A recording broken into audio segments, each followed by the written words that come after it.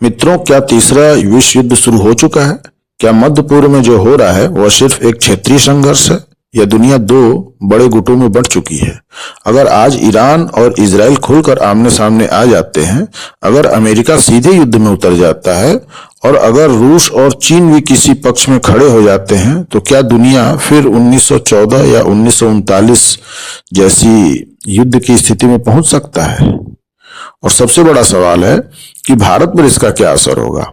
आज के वीडियो में हम भावनाओं से नहीं बल्कि तथ्यों, इतिहास और जियोपॉलिटिक्स के आधार पर समझेंगे कि क्या यह सच में तीसरे विश्व युद्ध की शुरुआत है या फिर मीडिया का डर। अभी हो क्या रहा है?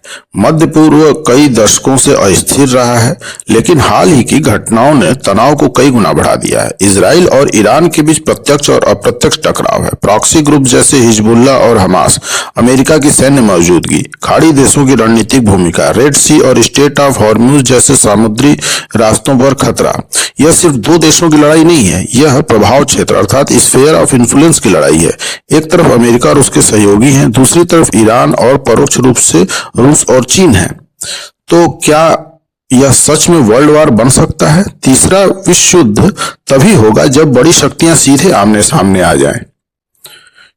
युद्ध कई महाद्वीपों में फैल जाए, नाटो, रूस, चीन, अमेरिका ये सभी खुलकर शामिल हो जाए। अभी क्या स्थिति है?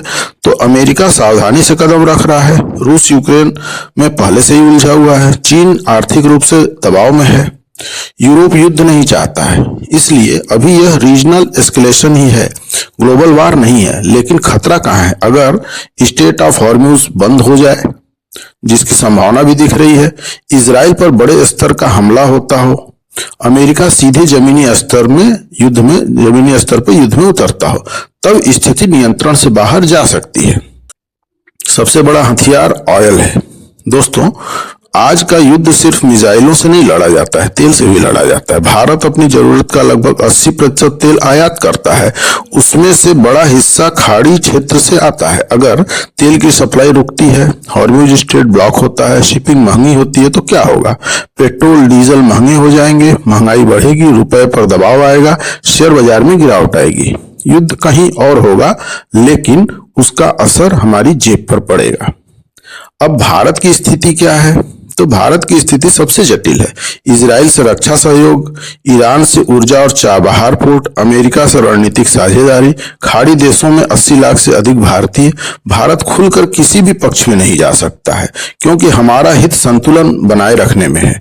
इसीलिए भारत की नीति क्या होगी? तो strategic neutrality plus diplomatic pressure for piece. अब हम जानते हैं कि इतिहास हमें सिखाता क्या है।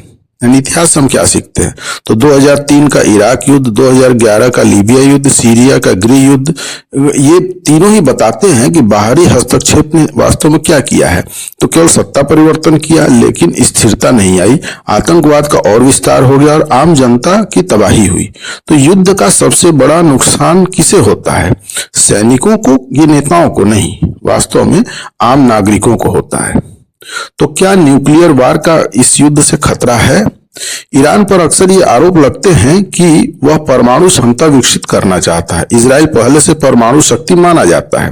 अगर यह टकराव परमाणु युद्ध स्तर तक पहुंचता है तो परिणाम अकल्पनीय हो सकते हैं। लेकिन विशेषज्ञ क्या मानते हैं? तो विशेषज्ञों का मानना यह है कि न्यूक्लियर डिफेंस अभी भी काम कर रही है। कोई भी देश आत्मघाती कदम नहीं उठाना चाहता है। अब रियल रिस्क एनालिसिस आज हम करते हैं। सच क्या है? अभी तीसरा विश्व युद्ध शुरू नहीं हुआ है, ये एक अच्छी बात है, लेकिन क्षेत्रीय युद्ध का खतरा है। तेल संकट संभव है, साइबर युद्ध और प्रॉक्सी युद्ध भी बढ़ सकते हैं। आज की दुनिया 1940 जैसी नहीं है। देश युद्ध से ज्यादा आर्थिक शक्ति चाहते हैं, क्योंकि आधुनिक युद्ध जीतकर भी हार जैसा ही होता है। तो मित्रों, डरने की कोई जरूरत नहीं है, समझने की जरूरत है कि मीडिया के हेडलाइन आपको वास्तव में डराएंगे, ऐसा माहौल बनाएंगे कि बहुत बड़ा कुछ होने जा रहा है। लेकिन हमें तथ्यों के आधार पर सोचना होगा। आप क्या सोचते हैं? क्या यह तीसरा विश्व युद्ध की आहट है या फिर यह एक सीमित क्षेत्रीय संघर्ष है? कमेंट में अपनी राय आप हमको जरूर बताएं। अगर आपको विश्लेषण पसंद आया हो तो वीडियो को लाइक करें, चैनल कॉमन सेंस दृष्टि को सब्सक्राइब करें और शेयर जरूर करें, क्योंकि सही जानकारी ही असली शक्ति है। जय श्री राम।